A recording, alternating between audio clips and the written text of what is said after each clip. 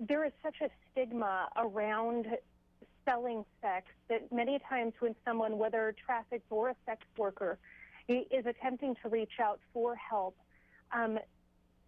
their experiences are so shamed by what the world teaches about the selling of sex.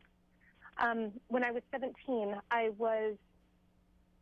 my pimp had me cross over the border into Canada, and while I was in Canada, in Vancouver, BC, I got very, very severely beaten, so bad that I spent days in the hospital. All my cheekbones, my nose, completely shattered. It was horrific, and had it not been for a taxi cab driver, I'm sure I would have died on the street that day.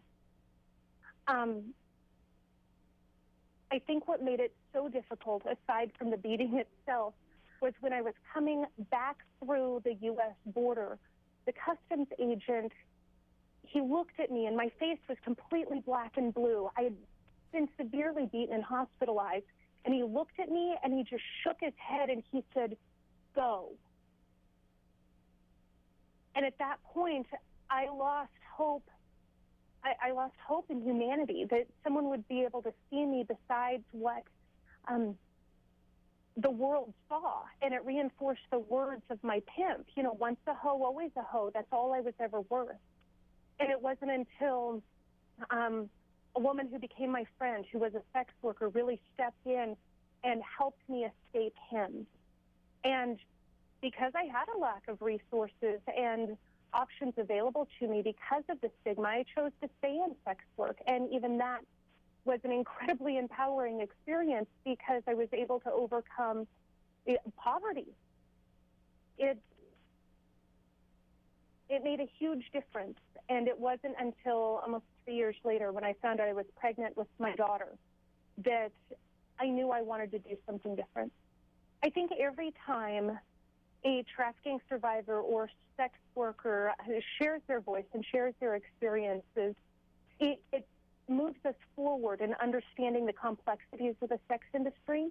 And I think listening to the voices from within is incredibly critical, because we all have commonalities in our stories, but our voices are very different and our experiences are different. And in order to truly understand the complexities of the sex industry, we have to listen to all the different voices, and all the voices need to be validated and heard.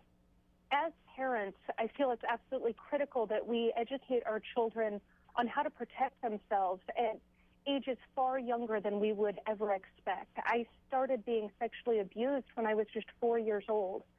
And had someone told me when I was that young that sexual touch was inappropriate, it might have changed a lot of the outcomes within my life. I think that we need to educate our children about not just strangers, because the vast majority of sexual abuse comes from within the home, from someone that we know and care about. So it's really just educating our children and helping them be empowered to have voice and control over their own lives, even at a very, very young age, far younger than what most people expect. I think the most important thing that every person needs to know is that this isn't a simple issue. It's incredibly complex, and the education process can take many, many years. Check resources.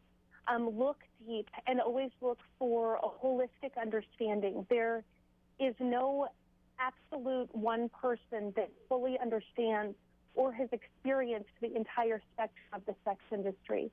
And I think it's really important for us to use our critical minds and see what this industry looks like holistically, and then address the systemic issues such as poverty, homelessness, racism, gender inequality. These systemic issues really, really need to be addressed in order for prevention to take place, because ultimately it would be much better to prevent complex trauma than it is to try to assist people after they've already been hurt.